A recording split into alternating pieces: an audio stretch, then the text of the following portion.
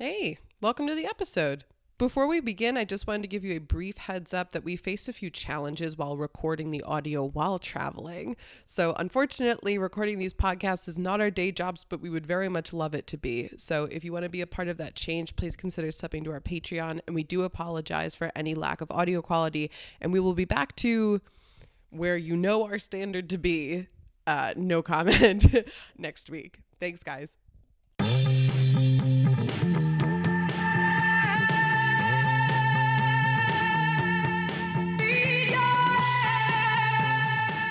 Hello, Internet friends, and welcome back to another episode of Go Ask Alice, the show where we jump down random internet rabbit holes and bring you wonderful factoids from our adventures in Wiki Wonderland. I'm Drew, and I almost exclusively browse dating apps while pooping. With me is... I'm Lindsay, and you all are horrifying me in the Discord. And I'm Sarah, and I just got 500 live worms for my birthday. Oh my! Wow. Oh my God! I'm so jealous. Oh. Okay, I really have to consciously focus away from that one. Okay.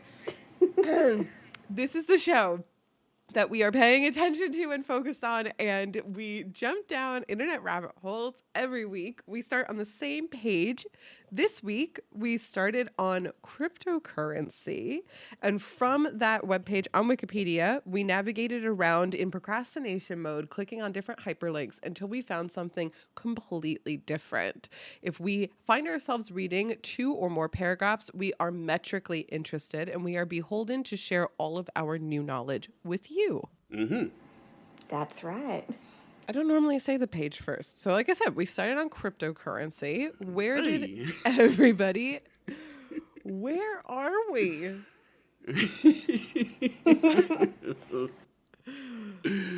Wow. So I didn't go very far. I ended up on gray markets. Gray markets. Yes, gray markets.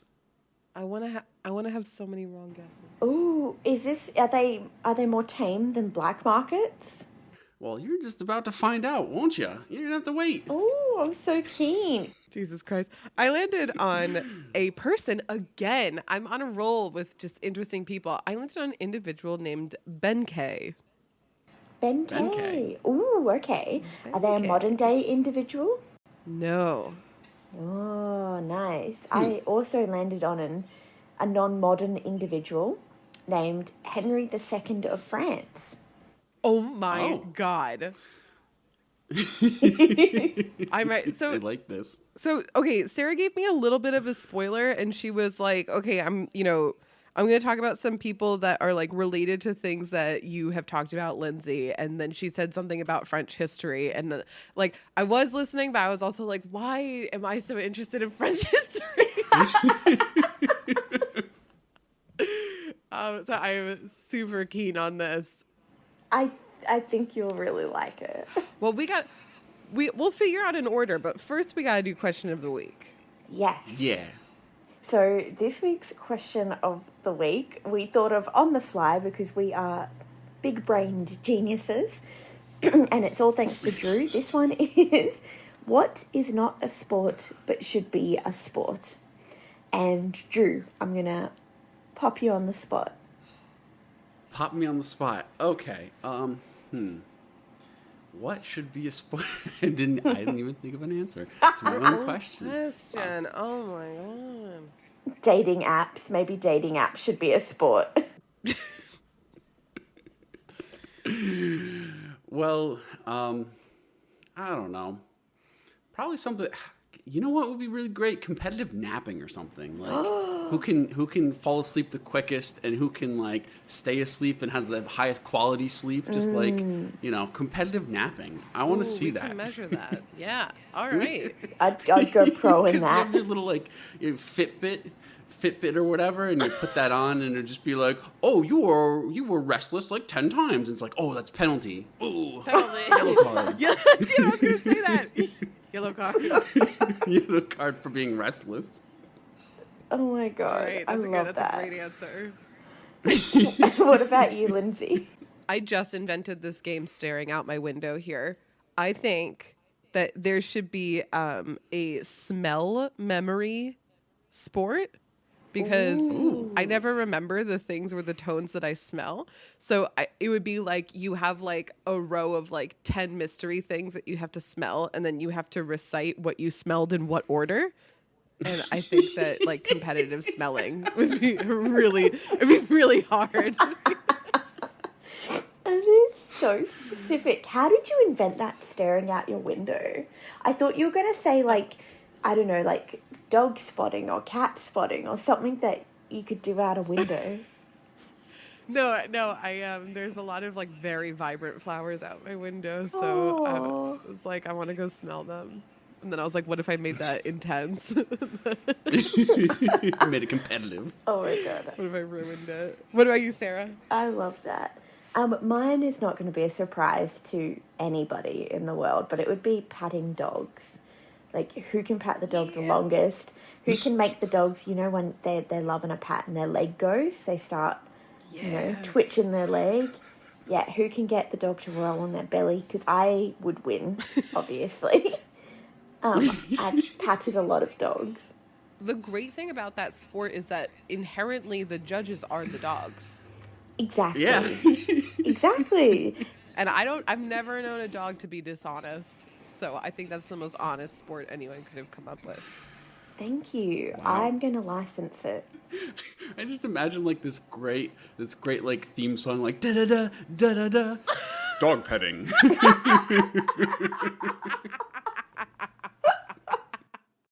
All right, so what order should we go in today? Should we do a little human sandwich? Yeah. Person sandwich sounds good. Person sandwich. I like person sandwich. But now which person? Who goes first though? Yeah, who goes first though? Okay, maybe we could go oldest back in history. My dude is from 1519. When is your dude from? Or person? 1155. Oh, B, she wins. Ooh, okay. Okay. All right. So I guess that settles it then. We'll be learning about Benkei first. Yes, please. Benkei. All right. Let's dive in. Yes. So Benkei's full name is Saito Musashibo Benkei. He is from Japan. Ooh. Oh. He was alive in the years 1155 to 1189. So yet again, I'm going to talk about somebody who died very young. He died when he was 34 years old. A personal favorite of mine that we have talked about in the past is the dandy assassin, the poet assassin. Mm-hmm. He, I think, only lived to be like 32 or 33. But Benkei's job description also immediately caught my attention, like the last one. Benkei was a warrior monk. Wow. Ooh. I thought that's like an oxymoron. Like, those things don't go together. Right. So that is totally what I thought too. But then I was like, okay, monk is a class in D&D, like maybe not. But it actually turns out that historically, Buddhist monks in monasteries were kind of their own little military powers. Oh, wow. Cool. Yeah, I didn't know that. So that's some historical context. But Benkei, as he's referred to, was a warrior monk, then a mountain ascetic who just, kind of like rejected all society, lived in the mountains, and then became a rogue warrior. So he's got a super interesting life story. That's a great CV that he has there. Go for it. Yeah, I know. But what's also, so as I was reading about him, it was like, oh my God, this person's had such an interesting life. And I guess like kind of incidentally, he's like something of like a half mythological, half legendary, half real person. Okay. Probably also because this is so old, like this is about 1,000 years ago. But I thought it was very captivating the way that he, like, in some aspects does not even seem like a real person. Like I was joking kind of to only myself because only I think this is funny, but he's like almost like a Chuck Norris sort of like. Yes. When I was a teenager, I didn't realize Chuck Norris was real.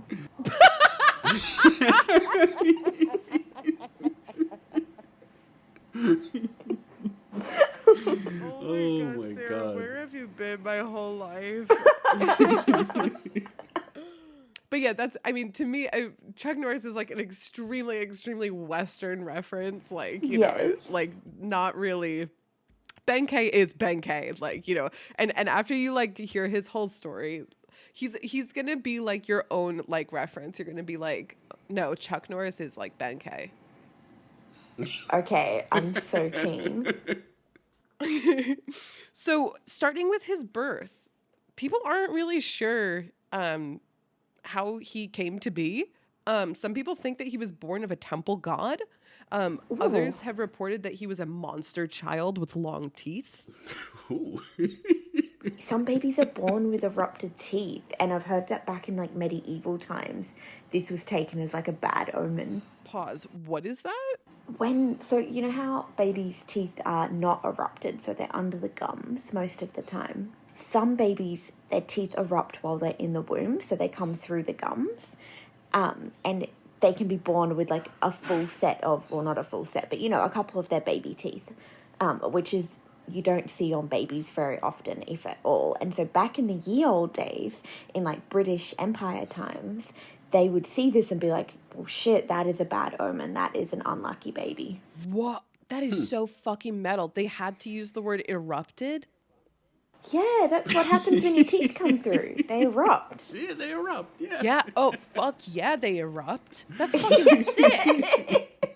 I love that. Like, I feel like this would be your favorite baby, though, Lindsay. If you see a baby with teeth, like a little baby with teeth, you'd be like, hell yeah, that is metal. Hell yeah. Hell yeah, yeah, that's my type of baby. Yeah, I nod at that baby. Fuck yeah, I see you, baby. Tip your hat to the baby. My baby. My baby. Baby. Well, so I guess, yeah, I mean, because we don't really come back to the long teeth thing when we talk about his appearance in, like, you know, teenagehood or whatevs. But they say that when he grows up. So he has normal teeth, I'm guessing. Yeah, like, let's say that. Let's say normal teeth. Yeah. Nice. If that's important, if that's important to you. Anyway, as he grows up, he becomes about 2 meters tall, which in American units is 6.6 feet. Oh, big fella. 6'6". That's huge. Yeah, wait, I put in the meters for you.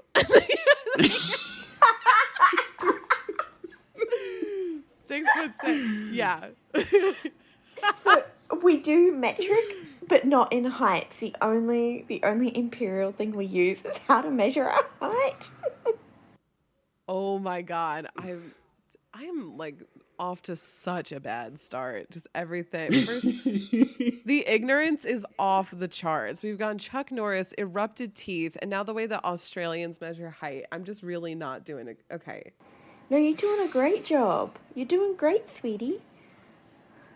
Thank you, Sarah. Thank you. That was a Kardashians That reference. sounded condescending. No, that was a Kardashians reference. We're getting back on the Benkei rails. Okay, come on, So Benkei. Benkei, 6'6", this guy, born probably with tons of teeth. He, as I said, he's like this like rogue. You can imagine him as this rogue monk samurai warrior kind of a deal. And Yeah. legend has it that he carried with him 7 weapons. That's a lot of weapons. Yes. And I just want to have some fun with this for a minute. Imagine a samurai. What, like, kind of want to make this into a game. What can you name 7 weapons that you think a samurai might have? A sword. Sword. Ding, ding, ding. We got one. Yes. Sword. Crossbow? No. I would have thought that too, but no crossbow. Not sure that's been No invented. crossbow. A dagger? Something like a dagger. I'll give you dagger. He has a sickle. Which A sickle. is All right. Yeah. Yep. small, not really like a dagger, but small enough. Nunchucks.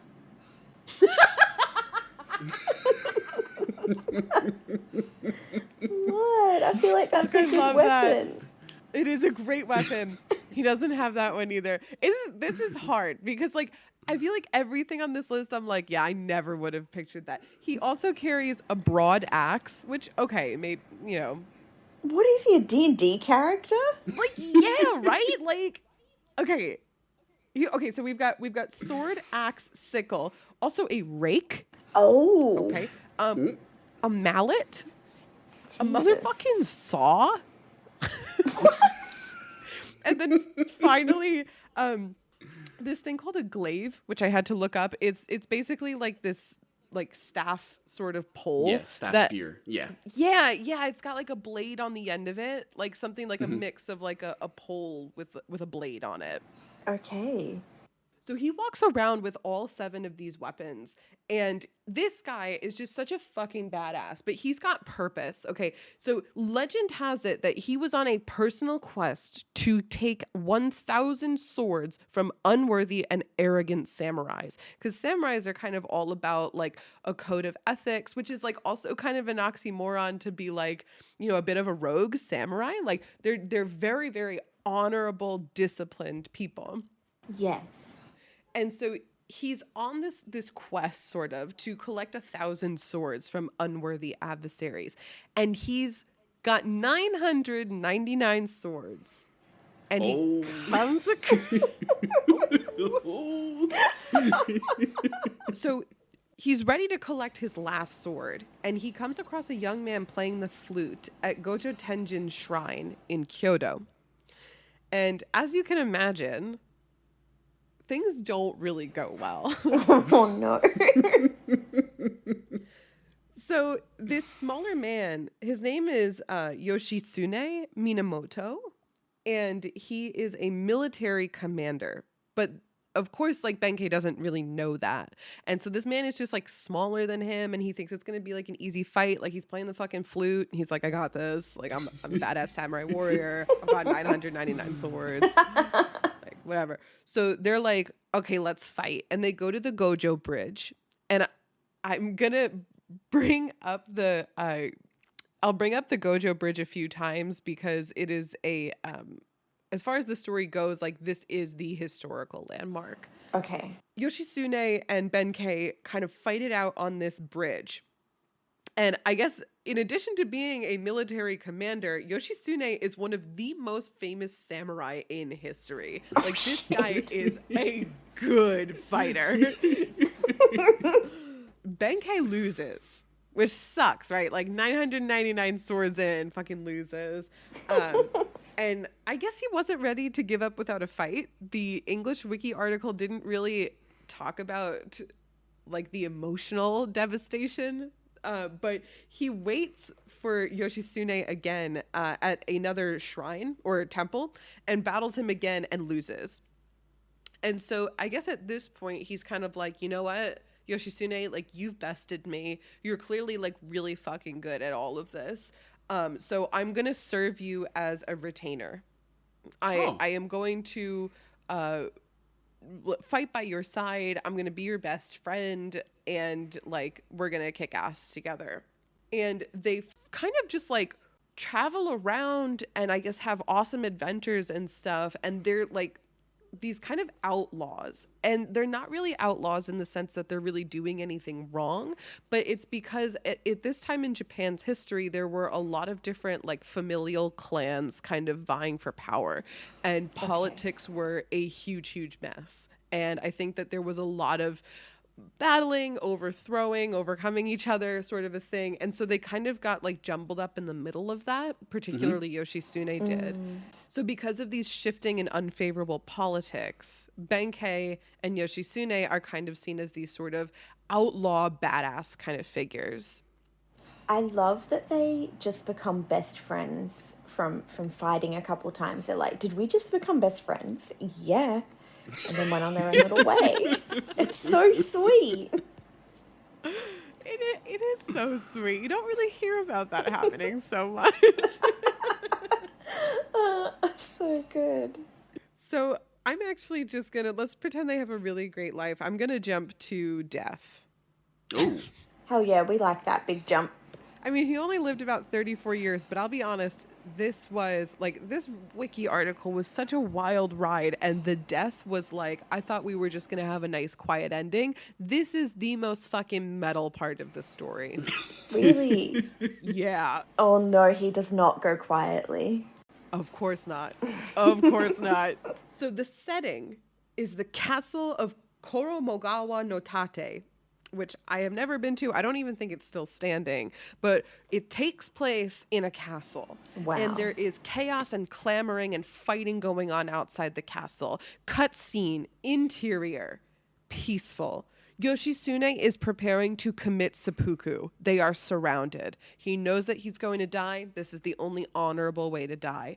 And as he's getting ready, ever loyal Benkei is standing outside of the door of the castle before a bridge. And over that bridge is all of their enemies ready to come towards them.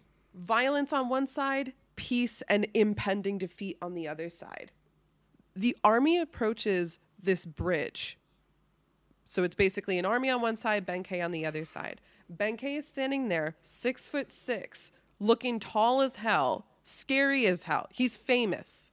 And all of the army on the other side of the bridge is like, this guy has fought hundreds of way more skilled warriors than us. I'm fucking terrified of this guy. He's going to kick my ass, maybe even take my sword. I'm scared of him. We can't approach him directly. They decide to shoot him with arrows and throw projectiles at him. Oh no. Cowards.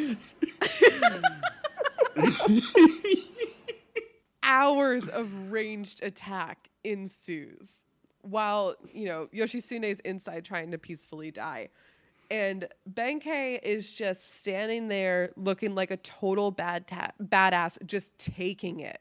Like, he's just like arrows are coming in, psh, psh, psh, and he's just standing there like, no, not a problem. Absolutely not a problem.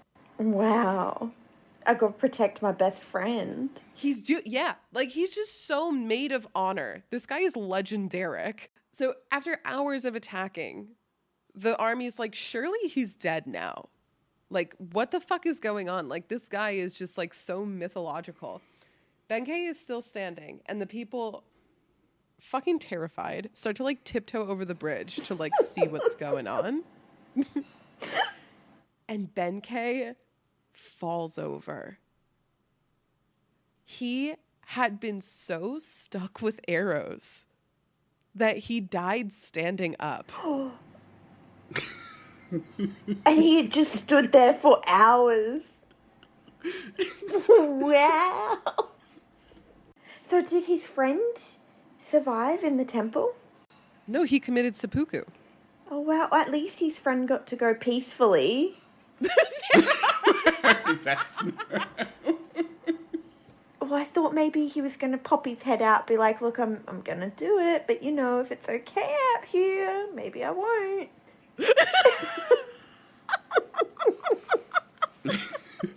don't think so. No, everything went according to plan. Everything went smoothly. Wow, I love that they died together, basically. BFFs for life. Yes, like ride or die till the end, like Yeah. absolute BFF.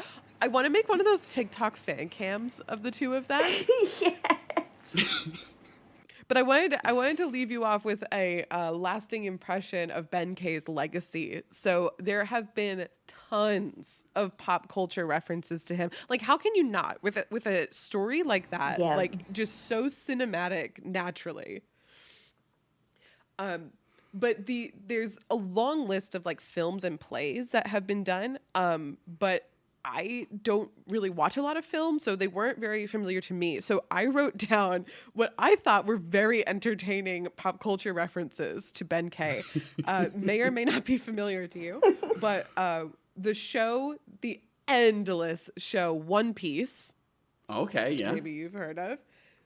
There is a highwayman or monk sort of character named Yukimaru who steals weapons from unworthy adversaries. Sounds familiar. Mm-hmm. And he and this guy, Roronoa Zoro, I have never watched One Piece, but I think Roronoa is like one of the main characters. They duel at the Gojo Bridge. Wow. Ah, Nice. okay. Ah. And then another character in One Piece named Whitebeard of the Whitebeard Pirates also dies standing up in the same way that Benkei died. Wow. So I thought that was kind of interesting. I guiltily love the Fate Stay Night series. I realize that they are basically anime about a video game I think people have very split opinions about how people feel about the Fate series. But Fate Apocrypha was supposed to have a Ben K. Lancer class in it, and they did not. I closed my tab. Another one did. So Ben K at least shows up in the sort of like Fate series. But I saved the best for last. Pokemon Black and White 2. Oh, wow. Go on. There is an elderly trainer in Village Bridge. I haven't played this game, so I don't know if that's a village, but there is a Village Bridge, and he boasts that he just had a 999 battle winning streak, and you, the player, show up and ruin his day as the 1000th Oh my one. gosh. That is so cool. It's perfect. Simon is going to love that. Shout out to Simon, everyone. Simon loves Pokemon. But that is the legendaric Benkei warrior monk. That is incredible. Wow. I'm so glad you covered that topic. That is so cool. I know. Oh my god, the whole thing was such a trip. I loved it. I've been looking at some of the art depictions of him from over the years, and it's so cool. Oh yeah, I will be sure in our Discord channel. I made a channel called Hall of Shame, because we always have these very colorful characters that we talk about, or we have lately. So I'm gonna put a bunch of pictures of him and his BFF in the Hall of Fame. Yeah. Also, of course, on our Twitter. Also, of course, on our Instagram. But you guys know that already. Yeah. And you can, on our Discord, there's a spoilers channel. I've just uploaded a spoilers picture for the dude I'm talking about today. I called him a smug-looking dude with a wildlife. He's kind of hot, but you know, he's got a smug face. So you guys can judge what we're talking about with zero context. Should we learn about a gray market? Yes, please. Yeah. If there's no organs involved, Absolutely. I'm going to be disappointed. Well, sorry. Oh, no! Gray market kind of sounds like spoiled meat. Yeah, it Yeah, does. like it's just beef. It's Ugh. just beef that's past its prime. Yeah, just expired beef. So I'm sure both of you are at least a little familiar with black markets. I'm not saying that you've ever attended a black market or purchased anything from the black market, because that's illegal products and we don't support illegal things. Yeah. But definitely in movies and TV shows. well, Yeah, movies can break the law. Yeah. that falls a little bit into the gray market area. Ooh. So a gray market is the little sibling of the black market, because the gray market involves the trading of commodities through channels that are not authorized by the original manufacturer. So basically, the gray market is just trading goods that are outside of what the manufacturer says. Hey, like this is good. This is a good channel. So that's kind of like the point of a gray market. I have heard of these before. Wait, okay, so let me ask. Craigslist. Craigslist. So selling used goods, it doesn't really. So gray market is more of new goods that you're selling.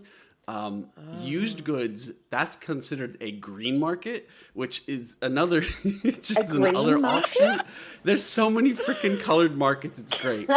But I feel like grey market is kind of like it fell off the back of a truck and now some dodgy man is selling it. Is that true, Drew? Is that true, Drew? So true, Drew. I like it. So gray markets are more of someone buying a crap ton of stuff from one company and then going to another place and selling that. So it's more of, it's not really falling off of a truck and selling it. It's more of just like, oh, hey, I can buy a butt ton of this stuff for really cheap here, and then I can go to another place and sell it for like a good profit over here. So let me go do that. So that's kind of what the point of a gray market is. And is that legal? Okay, so not approved by the manufacturer. So we'll get into that a little bit. Oh, okay. I'm gonna guess it's a gray area. You stole my joke. Oh, You stole it. Wait, okay. No, Drew, I'll delete it. No, Okay, no. okay, Keep pretend it. Keep it. No, you pulled it right out of my mouth. Oh. No, I'm putting it back in your mouth. Go ahead. I gotta pull your tongue out, make some room. It's back in. Do it, Drew. Do it. Do it. Look at me. I know. Never heard a joke. I've Never heard a joke before. Yes, the league can't even do it. The legality of a gray market is a little bit of a gray area. Whoa, that is genius. Who would have thought that? Wow. Wow, that was very natural too. I'm all natural, baby. Come on. The etymology of gray markets. Let's get to where the word came from. So it comes from manufacturers of computers or technology equipment. And basically, these sellers would sell their products through a distributor, which requires that these distributors strictly resell these products to end users. And that's like the normal market that's like just a regular market, is it goes straight from manufacturer to the seller to the end user.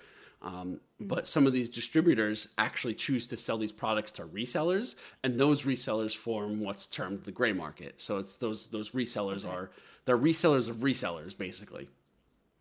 Okay. I see. So that it's an interesting like dynamic there, and the legality of actually selling gray market goods depends on a number of factors. These factors, which have been decided upon in both the U.S. and EU courts, include examinations of the physical and non-physical differences between the gray market goods and the authorized products. So if there's literally no difference between the two of them, that's kind of like a bit of a copyright infringement, and so you're able to prosecute the person who's selling that kind of stuff, because you don't want, you don't want your exact product being sold. Oh, right. And then the legality of these products often depends on this assessment. So in November 2016, the Court of Appeals in England and Wales determined that the sale of gray market goods can be met with criminal sanctions with up to 10 years in prison. So what? Wow. It is largely, it's not, I wouldn't say it's as illegal as like selling black market stuff, but it is worth mentioning that the materials in this specific case that I talked about were actually, in fact, counterfeit goods and infringed on trademarks. So that's why it had such a large penalty, because they were literal counterfeits. So that would actually be, considered more of a black market good rather than a gray market good. But that kind of got applied to gray markets. So like the simple fact that reselling products that's not going to be illegal, because most traders rely on the ability to resell products. It's like you can't make that completely illegal. So Right. Gray markets have a spot that they kind of sit in. That's a little bit, they're definitely not black markets, but they're the gray markets. So as I said before, gray market goods are sold outside the authorized distribution channels by entities which have no relationship with the producer of the goods.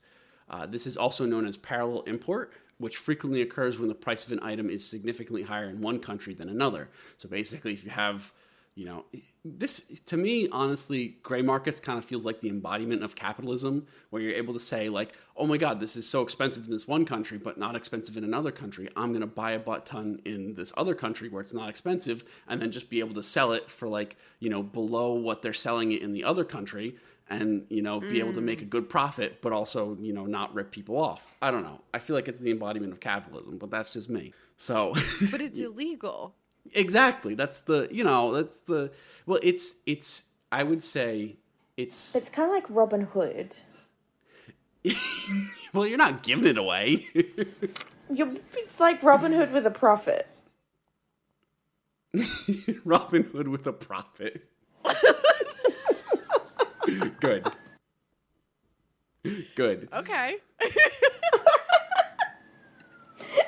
I was going to ask for an example, but I feel like... Yeah, so this is most common in the electronics industry, where entrepreneurs, I'm going to put that in quotes, buy products where it is available cheaply and resell it at retail or even wholesale, and import the products into a target market. So they can sell the products at a higher, at like a price that is high enough to make a profit, but also below the normal price of the market. So that's kind of where they sit, is just like right below normal price market, but also just enough that they can make a profit. And as I Can said, I ask a question? yeah, absolutely. Oh, I'm sorry. No, you go. Okay, so when you're sometimes like on Amazon and Yes. you're like looking for something that you want to buy, and there is like you've kind of like circled around the cheapest option for this particular thing. But then you start to find like a bunch of different storefronts that are basically selling the exact same product and even using the exact same stock photos, but they are supposedly different companies kind of trying to outdo each other. Is that a gray market? Yeah, 100%. That's gray market. Yo, I found illegal stuff on Amazon. Illegal stuff. Oh my God. Is that Lindsay's mind just explodes. Guys, it's right there in front of us. right there in front of us? Gray markets are everywhere. And I'm whistleblowing on Amazon right now. I don't think you should. Bezos will come. I don't get think you. that's. There might be a lot of things that are. It might fall into like a legal gray area. The joke gets worse every time I say it, but it might fall into a little bit of a legal gray area there, where they can resell it. They may use the same stock photos, but what you receive might not be exactly what they're showing on the stock photos. So. That's That kind of makes sense. the gray market aspect of it. And as I said, the gray market tends to sell goods that are new goods versus used goods, and the used goods tend to fall into what's called the green market. So the two main types of gray market are those of imported manufactured goods that would normally be unavailable or more expensive in certain countries. And then there's unissued securities that are not traded in official markets. So, that could be, stocks or whatever you want. I don't know if it's stocks. I don't know where I got stocks from. That's probably not right. Maybe just stock, like. Yeah, I think stock, not stocks. Sometimes these are also just called dark markets. There's so many different like colored terms here. Basically, so the securities, that could be things like crude oil, and so there's a gray market for crude oil, especially back, I think it was 2008. That the wiki article highlighted specifically that there was a crude oil shortage, and so gray markets kind of took where crude oil was available and sold it to countries that needed it. At sort of like below market price, and it was a good, not a good thing, but it was a way to, it was like a little bit of a stopgap to fill in the crude oil that just wasn't available. So that kind of thing is also a gray market. But we tend to think of gray markets as electronics or whatever you want to call it.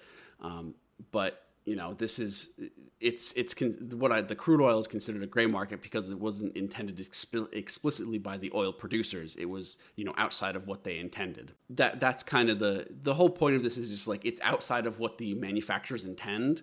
So it's kind of dubious on the illegal scale, but also it's just like a way to get a product to someplace that doesn't have it freely available. Of course, the import of illegally restricted or prohibited items, such as prescription drugs or firearms, that's black market stuff. That's a little bit above what fits into a gray market. In addition, things like smuggling of highly regulated goods, especially alcoholic beverages, known as bootlegging, that's also black market. So gray market kind of falls a little bit, how like the legal scales, like, severity of the legal scale. So this kind of gray markets kind of fall a little bit below black market goods. So that's just a point that I wanted to make, was that it's a little bit less extreme than black market. You're not getting guns off of the gray market. Right. Makes sense. Does it really depend on the content itself? Like if it's life-threatening, then it's automatically black market? Like that seems like a difficult distinction to make in some cases. I would say it really depends on how regulated the material is. So Ooh, that's a great answer. the more regulation there is, the more extreme you have to be to import that good. So like Right, like organs, Yeah. Sarah's favorite example. organs Yes. are heavily regulated. Organs are a good one. Black market organs. I'm glad they are. It's Me good. too. It's good. We are pro organ regulation in this podcast. And we should say it. Regulate. So gray markets also sometimes develop for video game consoles or video games themselves when the demand for their product exceeds the supply that is currently available. This is especially present during holiday seasons. I have a vivid memory of getting The Sims 3 when it came out on CD-ROM, and we bought Yes. it from EB Games. I don't know if you have EB Games in Yes, we do. the States. Yeah, we do. Yeah. I bought it from EB Games, and we are pretty sure that it was counterfeit. Because it was so dodgy. It looked like someone had printed it on their home computer. But it came all new and packaged because we had pre-ordered it, and I reckon they probably got sold grey market or dodgy copies. You know what probably happened? Probably someone at EB Games took it, downloaded the game themselves, and then made a copy of it, put it back, like wrapped it up, and then sold it to you. That's probably. I've heard a lot about that happening.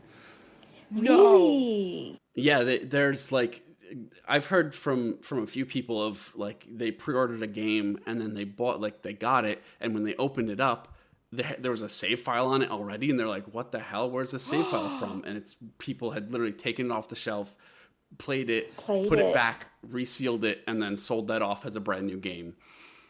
Wow. It's great. Wow. I am learning so much this episode. Wow, that's creepy. That's like somebody tasting your grapes in the grocery store before you buy them. Ew. Oh, that gives me bad vibes. I don't like that. Yeah, I don't like that. Ooh, don't lick my grapes. But then- Don't lick my grapes. Oh my god. now I have like a vivid memory of my mom picking one grape out and tasting it and being like, "No, I don't like that." And I'm just like, "Oh." But she didn't put it Buy back, that. did she? As long as she didn't put it back in the bag, we're good. What? Like bit the grape and put it back in? No, she ate the grape and was just like, "I don't like Yeah, these," and walked civilized. She's civilized woman. away. She's not a barbarian. She's not gonna fucking put it back. I hide when Daniel does that. When we're in the supermarket, I'm like, that is stealing. Like I get so uncomfortable. I have to go somewhere else. Like I'm hiding by the bananas. Like I will not be seen with a criminal. Criminal mastermind. I hate Oh it. my He's like, how are you gonna know they're good? I'm like, I use my friggin' eyeballs. Like I can just look and tell. So gray markets can also evolve for things like dolls, magnets, and even contraceptives. They can all form on the gray market, which is a little dubious. I think that kind of a little more black market, but anyway. Well, I feel like with what's happening with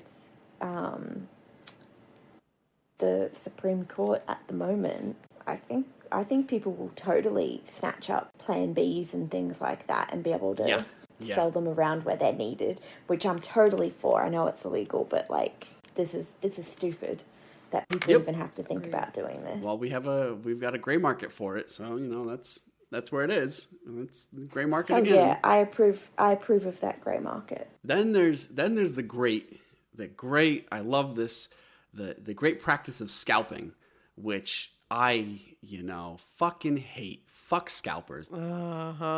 Say it. They buy a shit ton of stuff and then sell it for a huge fucking markup, and it's the worst thing in the world. Especially recently, a thing that has affected me. Graphics cards have been almost impossible to get recently. Oh, yes, because of the production limitations on them at the moment. Production limitations, crypto miners buying them up, and then scalpers buying them up. So crypto miners, hey, we're back at our topic. Hey. Yay! So cool. Were you able to get one? Did you have to? Yeah, I was able to get it. I didn't scalp it, so I was able to Proud of wait you. and buy one through official means. Um, but fuck scalpers, fuck them. They make everything more scarce and they increase the price. So fuck them. Anyway, That's the end of that segment called Fuck Scalpers. fuck scalpers. So let's get into some products that have their own very specific gray markets. You want to do it? Let's go. So the first is arcade games, actually, which is a rather small market. I feel like we've touched on arcade games a lot. I think We have. Yeah, We like them though. We enjoy them. we're just nerds, I think.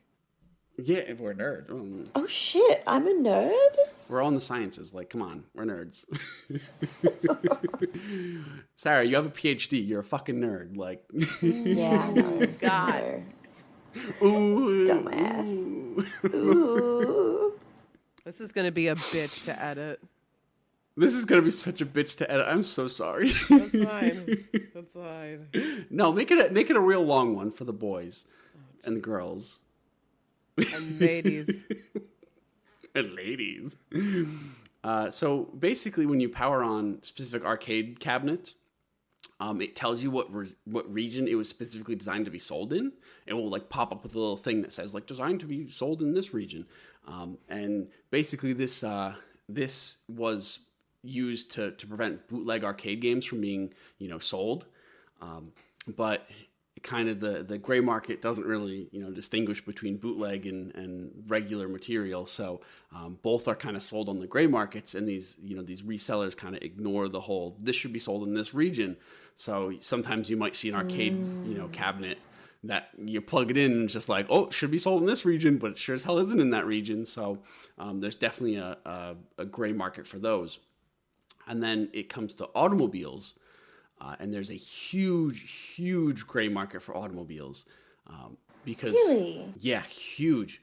Manufacturers of automobiles tend to create territory prices for specific regions of the world, and so Yeah. if you don't want to pay a full price for a car, you can buy a car in a territory that's much lower in price, or it costs less because of the conversion to whatever currency is used. And so you're able to then not ship it to yourself, but these resellers will ship it to you, and then you have bought a car off of the gray market. And the manufacturers, they're not such a big fan of that, because they have a very set price for those regions, and you're kind of undercutting that price. Yeah, that's kind of nice for us. Oh, how much do you end up saving after shipping though? Because I feel like shipping would be very expensive. I didn't look up any exact how to buy a car on gray market. It must be at least a few grand for people to do it. It would probably, considering the economics of it, I would say it probably costs a lot less than what the car would cost to buy it yourself, or else it wouldn't be Yeah. worth it. That would kind of defeat the point of having a gray market if it costs the exact same to buy it, Yeah. I don't know about you guys in the US, but here in Australia we've got a car shortage. Same here. And so, yeah. So our car, we bought it secondhand, a year or so ago now, and I think we paid, I forget exactly, but it was about $7,000 or something like that. We paid secondhand, and we just redid our insurance, and now on the market, because there's such a car shortage, it's worth 13. Yeah. And we're Holy like, shit, and what? that's How did we make money? Yeah. That's a used car, and apparently new cars. So people who buy new cars who have to wait months for them to ship in, you can then sell them pretty much straight out of the dealership once you've signed your contract and make a couple $1,000s profit because it's there ready That's to go. insane. Because you have to wait. Isn't That's it gray market. crazy? That's gray market for you. Wow. Gray market. Here we are. And another thing that gray markets do is they can actually provide consumers with models that have never been officially released in their region, which is a huge draw of gray markets, where some of these higher end cars will not be sold in specific regions, or their specific make or model won't be sold in a region. And so you're able to go through the gray market and buy something that was never released, and then you're the cool flashy man or woman with a dang cool ass car that's never been sold here. So It's real cool. With a funny license plate. With a funny license, well, you probably have to get the right license plate because you just get pulled over all the time. And another very big market is actual broadcasting, where the gray market exists to help deliver satellite radio and satellite television to areas that they're not meant to be sold in. Oh. So this form of gray market is actually reselling of equipment and services of a provider that is not licensed to operate in a specific market. So, for example, if a Canadian wanted to watch American TV, they would go to a reseller and then purchase, DirecTV and purchase the service and the equipment, and then be able to watch their DirecTV shows, on their Canadian television. I don't know if like Canadian television, but they'd be able to watch it in Canada, basically. Yeah, that makes sense. Another example from Europe is the Sky Network. I don't know how familiar we are with the Sky Network, but it's huge. It's huge in England, especially. And so the Sky digital services in the UK and Ireland can be purchased through the gray market in Europe, and then let's just say someone in Spain wants to be able to view the Sky programs, they'd be able to have the equipment and the services from the UK and be able to watch it there in Spain. So it's a very big market for that kind of thing because people want to watch certain shows, or people want to watch sporting events, things like that. Yeah. It's a very big thing. Yep.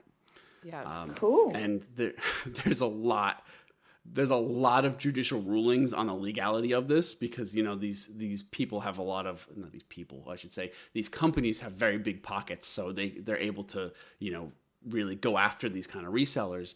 So there's a lot of legal hearings about this, but the gray market is still very much alive and well with these kind of products because for every reseller they get, there's 10 they don't get. So it's a risk, but at the end of the day, there's a market for it, and if there's a market for it, someone's going to fill it. Capitalism. So, so next is cell phones, computer games, and electronics, and all of these have their individual gray markets. And it is estimated around 30% of all cell phones will pass into the gray market in their lifetime. Oh, wow! And this will only continue to grow as cell phones, increase in their demand. It's a huge amount. So basically, what happens in these smaller markets that aren't officially covered by the major manufacturers of cell phones, these cell phones are sold through the gray market because these smaller markets, they exist, and the people in them exist, so they're gonna have like a need for a cell phone at this point because that's kind of life is kind of not revolves around a cell phone, but you need one at this point. Mm-hmm. So these smaller markets aren't covered by the regular manufacturers, so the gray market takes over and just is able to supply them with it. So I don't know. I feel like it's a really cool thing that these smaller markets are able to get covered by the gray market. Yeah. The same thing goes for computer games and electronics, where computer games tend to be region locked, which means that they often require some sort of modification before they can be sold on the gray market. And so now you have these I'll call them modders. Modders who will take the software, remove the region lock from it, and then be able to sell it on the gray market, which kind of sounds like what Sarah got at the end with her Sims. Yeah. Sounds like she got. Yeah, definitely a bit dodgy, but it worked in the end, so I'm happy. Yeah, you can remove the region lock, and there's that's the way to do it. And these modders and resellers will go out of their way to make these products available. Regardless of the amount of protection that's placed on them. And once again, there's a market for it, and people will fill that market. Mm-hmm. If you can get these commodities at low enough price and there's demand for them, the gray market will exist. Another really interesting gray market that has popped up is for infant formula. I believe that. This is a huge problem. Well, not a problem, but a huge thing in Australia where supermarkets have limits on how many you can buy. Yeah. And especially because in certain Asian countries, you can't get formulas or you can't get certain types of formula. So they ship it back to be able to sell it so people can get it. But yeah, people are not happy about it. That's so sad. Yeah, that's literally exactly what I have written here is that in China, there was a loss in confidence in the locally produced infant formula the demand for baby formula imported from Europe, Japan, and the Americas, and Australia, of course, has increased, astronomically, and it's caused shortages in these countries because people are importing tons and tons of baby formula, Right. and just pulling it out of the market. Yeah, it's sad because I don't know about like in the Americas, but it's created. You definitely see some disgusting like racism around. Often on the news, they'll have stories of how people are being like verbally assaulted for buying formula, and it's literally people who look Asian, and they're buying it for themselves, Yeah. but they're being accosted by people, Yeah. and it's just disgusting. Wow. It's I really had no it's idea. really sad. Yeah. These gray markets, they do have consequences. As much as I've been like touting how awesome they are, they do have consequences at the end of the day. And that's something that you have to consider when buying gray market goods is, there's a consequence. And then another big product that often gets sold on the gray market are pharmaceuticals. And these are specifically brand name drugs, not the kind of thing that you'd get on the black market, but these are more like, your Tylenols and all that. So they're like over the counter drugs that you wouldn't need a special, what is that? A prescription for. Yeah. So the gray markets tend to form because these pharmaceuticals are heavily regulated by the government. And so as they're regulated, the transport and sales of these pharmaceuticals increases in price in certain regions. And so gray markets develop where they take it very cheaply from one region and sell it for a profit in the other regions. So that's kind of the whole, once again, the whole point of a gray market is the taking it cheaply and then selling it for a profit. So that's just another example. And then the last few examples of products I have are watches, specifically Swiss watches, textbooks, and sneakers. Textbooks. Yeah, absolutely. There's a huge market for textbooks. Yeah, like you can get the PDF. Like, what an expensive, cumbersome, heavy, like watches and then textbooks. Like, what? Textbooks and sneakers. Sneakers are very important. You got to think about those because there's a lot of people who like People like sneakers. Right, I them glossed sneakers. over the sneakers because I was just horrified at the textbooks. And all of these are actually pretty profitable. So the gray market for textbooks involve purchasing textbooks from places such as developing countries or even the UK. And these textbooks are way, way, way cheaper in these developing countries.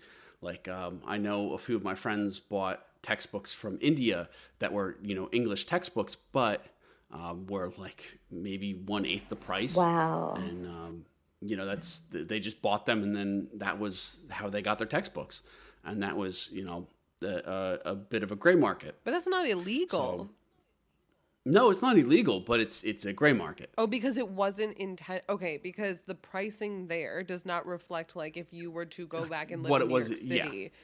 Okay, because you bought something Yeah. that did not reflect the pricing that was intended for New York City. Exactly, that's a gray market. Oh, okay. And then when it comes to watches, there's a huge market for resellers, and these resellers can make great profits off of them by selling these genuine Swiss watches on the gray market. It's not like the fake Rolex that you see on the street. This is like an actual legit Rolex, but it's cut the price because they were able to find it cheaper in one area, and then they were able to bring it to a different area where it was much more expensive. So it's just a way to get around regulation, basically. That's kind of what a gray market is. It's just a way to get around regulation. Makes And then sense. when it comes to sneakers are huge recently. Like sneakers have like shot up not in price, I guess in price, but like have shot up in popularity quite a bit. And this one company, StockX, is the main source of gray market sneakers and is valued around $4 billion. Like the companies are valued around Holy that. crap. And it's just purely selling gray market sneakers. Holy crap. Yeah. And so they can make an absolute ton of money just from reselling these sneakers. Do people realize you wear sneakers on your feet? Like, I don't get this. Talk to a sneakerhead. I don't know. I sneakers have no appeal to me, but to some people they do. Like, literally, the thing that you walk with, like, why? I don't understand. I don't understand why you would spend so much money. There's the rare ones that people want. It's like a status thing. I don't get it, but I've heard of sneakerheads. Like Sarah talked about it in the Doomsday Cult episode, where she talked about how the one sneakers, I forget the sneaker name, but the one sneakers from Air Force Ones. Yeah, the one sneakers that the cult wore to their death became very, very rare because the company stopped producing them. So, people make a lot of freaking money off of that kind of stuff. That is crazy to me. That is so crazy. Like the thing that I used to step in mud and puddles, like you're just asking for stress. If you're like, I'm going to spend hundreds of dollars on this thing that touches like the dirtiest part of where I go. They wouldn't wear them in the mud. Yeah, I don't think you wear them. I think these shoes barely touch the ground. What's the point? You could get like a coat of arms for your house that you're also not supposed to wear and just look at, and it's a status symbol. I think I don't have a coat of arms. Yeah, I'll give you that. I love this. I also don't have sneakers. All of my sneakers are broken, so I can't. I can't speak on this. Oh my God. Manufacturers and authorized agents really, really, really don't like gray markets because it's basically taking profit out of their pocket. And so there's been a lot of legal battles against gray markets. But if you can purchase a product legally and sell it somewhere else, like a gray market's going to exist. So, as I said, to me, it feels like this is a little bit of the embodiment of capitalism, where you're able to say, like, I'm able to get it here cheaply, so I'll sell it over here. So, I know like manufacturers that's the point. Yeah, that's kind of the point. Right.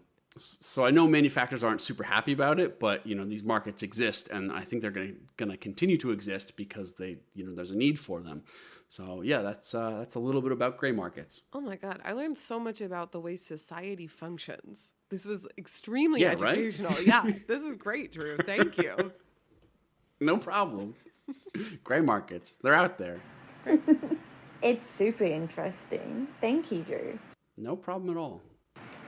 Okay, are you guys ready to learn about King Henry II or Henry II of France? He's not quite king yet in my story. Yeah. Yeah.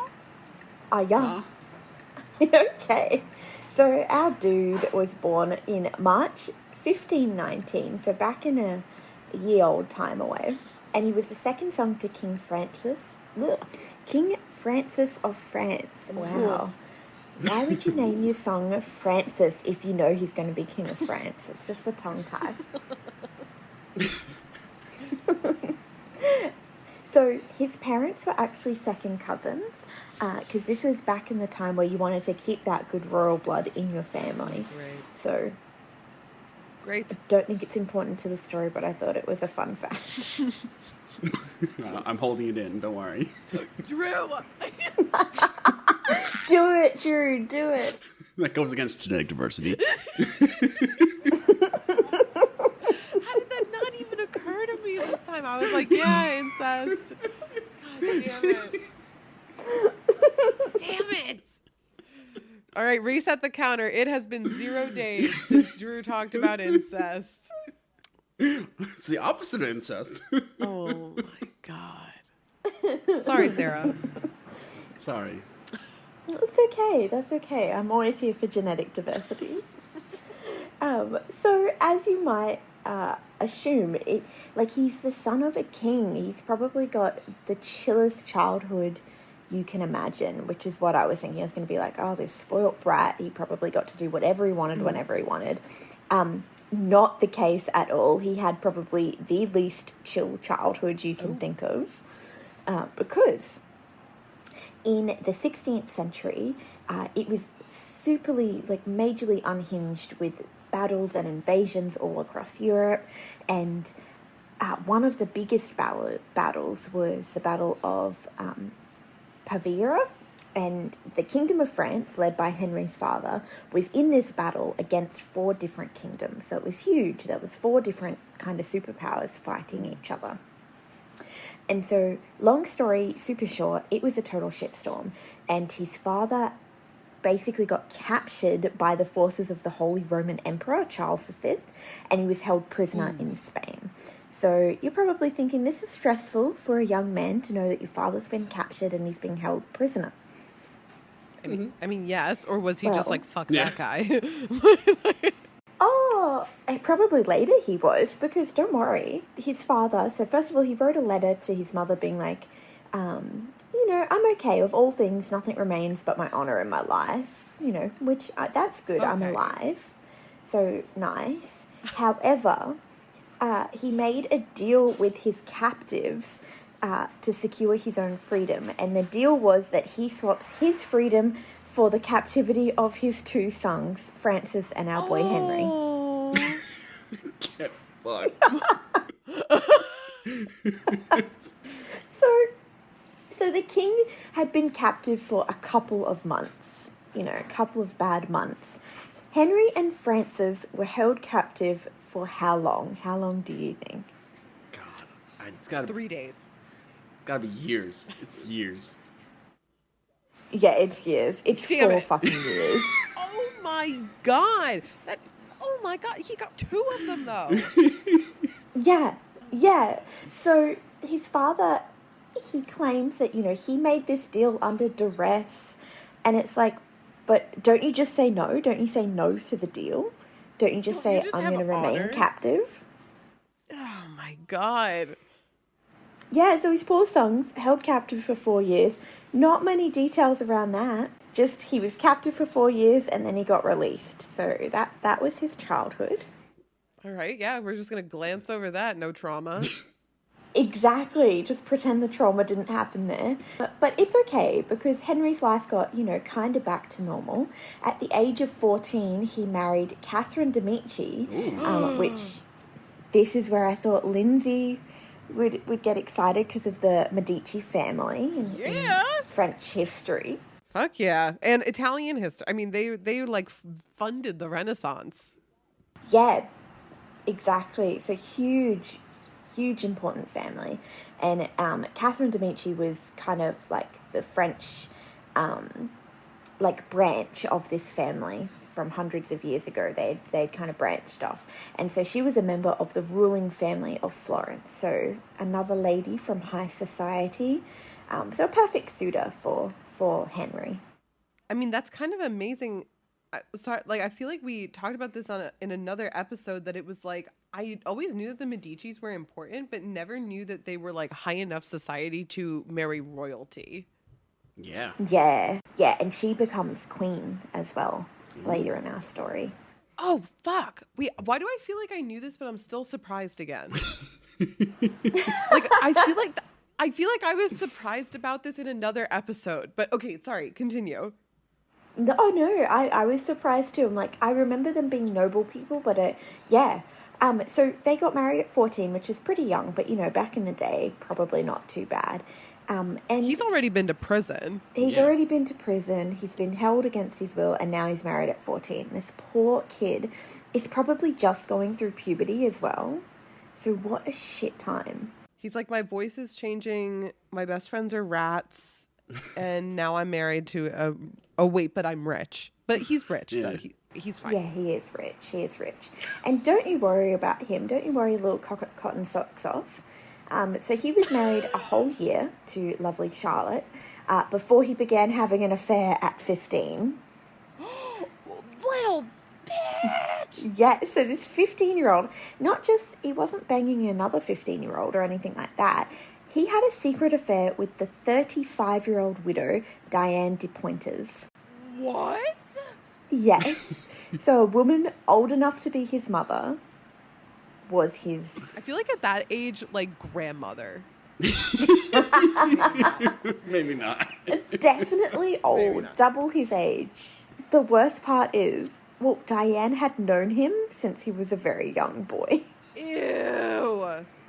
I know. And so the history books say that the love affair was so intense that Henry actually started wearing Diane's colours to all formal events. So this was a big thing back in the day, that you wore your house colours or your partner's colours. So for Henry, he should be wearing either his family colours or Catherine's family colours in his wardrobe. That's kind of the the vibe that you do. So it was very controversial for him to start wearing Diane's family colours, which were very different to both his and Catherine's, because he's basically saying, I am having an affair. It was very open. I'm cheating. Look at me. Yeah, like really. Exactly. Wow.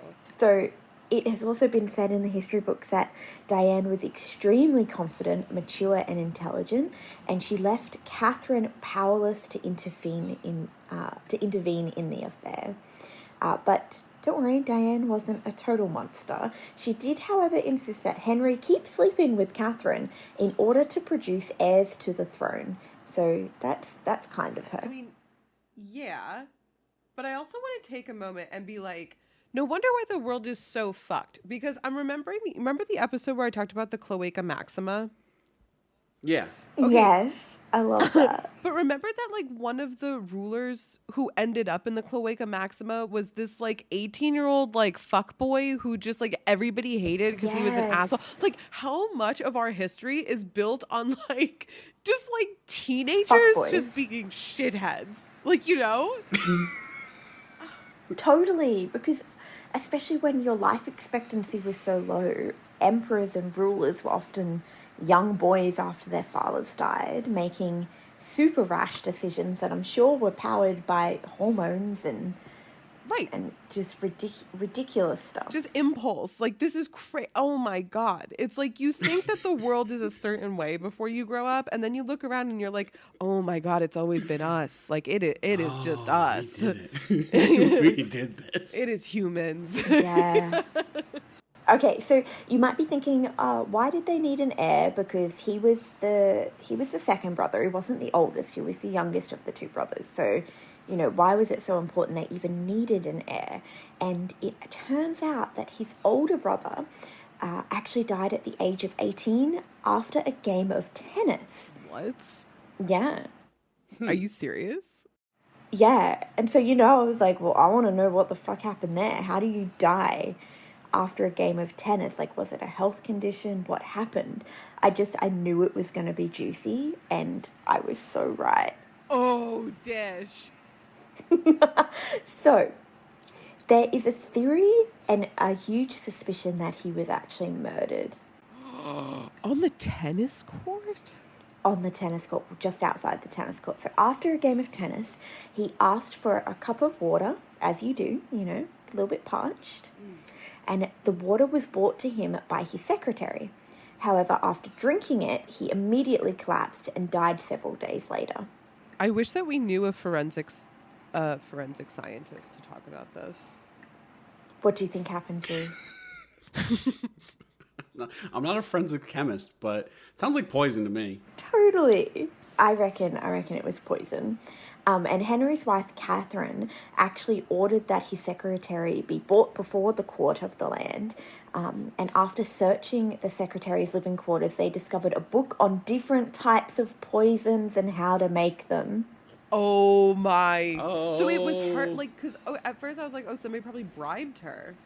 So I think she just had an inkling that it was poison. I think she was a good leader or a good... No.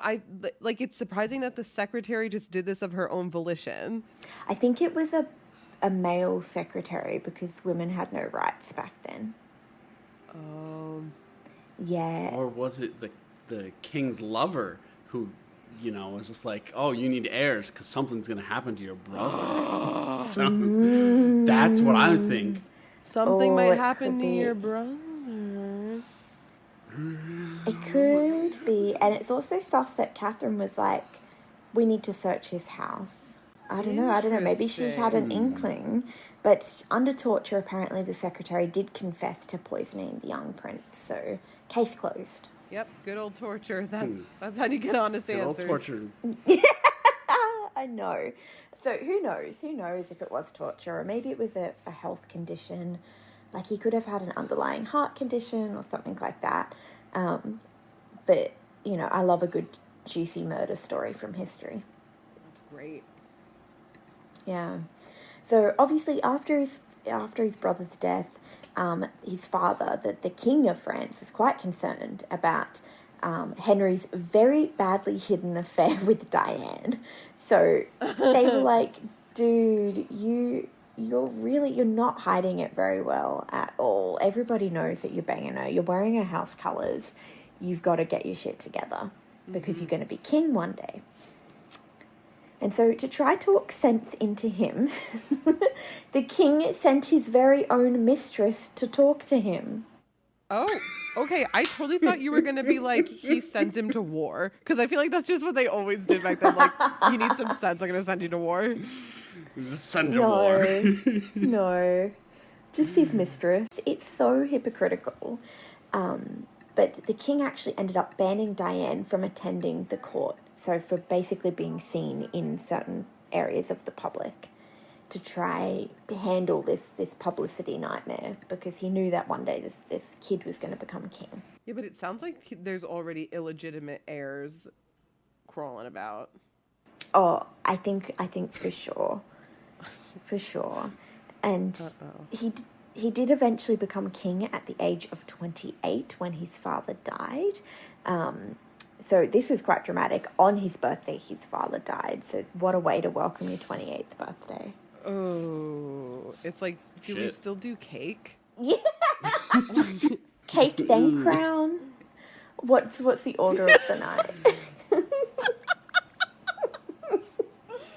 Can you imagine being on the council? Like I don't know, like I assume like this kid had people taking care of him as he grew up, and it's just like, imagine like being responsible for that. It's like, do we cancel everything today and mourn, or do we press forward with celebrating the new king really hard? Like, that's a gamble. That's a hard social situation to read. I reckon they would have partied just from the vibe of the time. I would have just kept my mouth shut and waited for somebody else to make the first move. There's no way I would have been the first one to be like starting the slow clap. Like, Party! It's the new king! Hey! Oh! Yeah, so he's king now, so that's nice. In his reign, he did a couple of things. He entered the 8th Italia War, which he actually declared. So he didn't just enter it, he bloody declared it. So that's something. He also invented the idea of our modern day patent for inventions. And all right. Yeah, his idea was that the inventor of an object needed to make this discovery of an invention, and they had to prove ownership in order to make money off whatever they had invented or sold. So super similar thing to a patent. Yeah. I know, I thought that was a little bit random. I'm like, okay. All right, then. So, he reigns for a little bit. He's still banging Diane. He's having heirs with Catherine. But he does die an unfortunate death. And that is going to be the end of our story. Yes. So, it wasn't a typical death. In fact, it actually played a significant role in the decline of jousting as a sport. Ooh. Oh, no. Okay, but hold on. But we still play tennis. We still play tennis. Yeah. Okay, little bit of a double standard. I know. So jousting, I'm sure everybody should be aware of jousting, but you're on a horse, you have a big giant wooden stick, and you're just trying to hit people with it. Like, it can be very violent.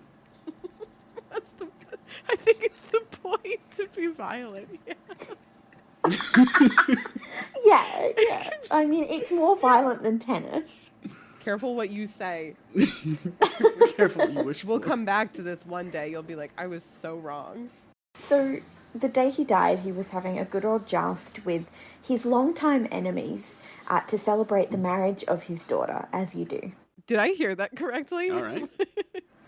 Yeah, so it was just... His longtime enemies? Yeah, longtime enemies. I don't know who they were, but his longtime enemies, and he was celebrating the marriage of his daughter. So I'm guessing his daughter was getting married or was already married, and he invites his enemies over for a joust just for some shits and giggles. Okay. Wow. Ballsy. You know, lots of people come out to watch it. He is again just wearing the colours of his mistress Diane. Screw Catherine, he's in Diane's colours. During the joust, he got wounded by a fragment of splintered lance, so a fragment of wood, straight into his eye. Oof. Oof. Ooh. I know. Oof. I know.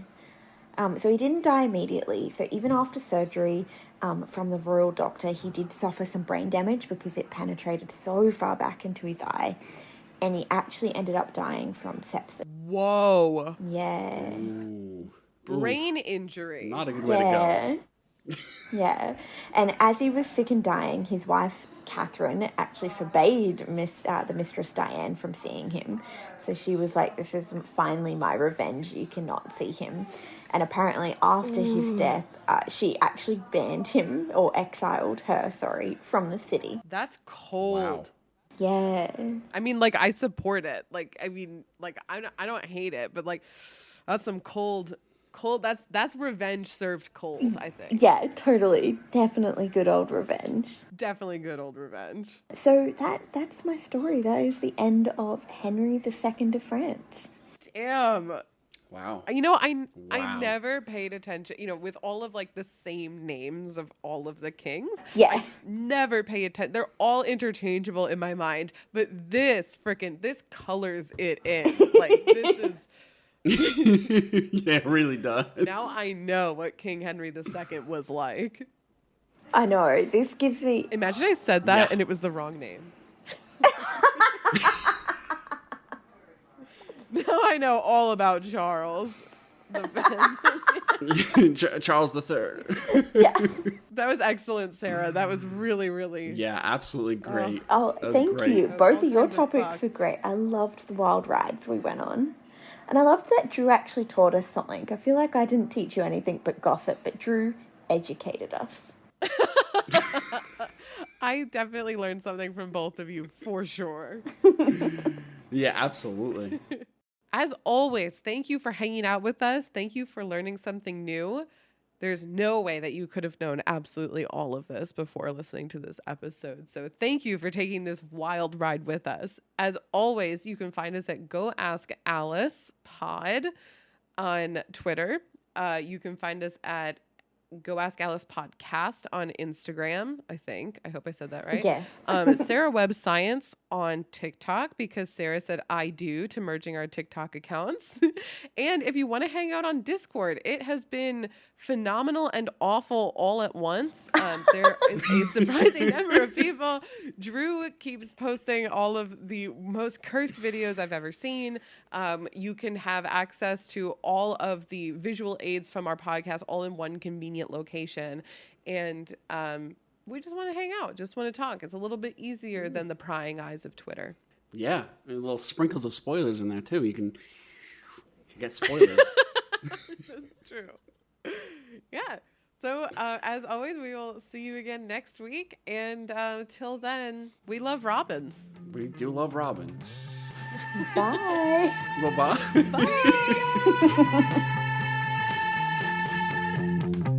It's got licorice in it, which is very nice.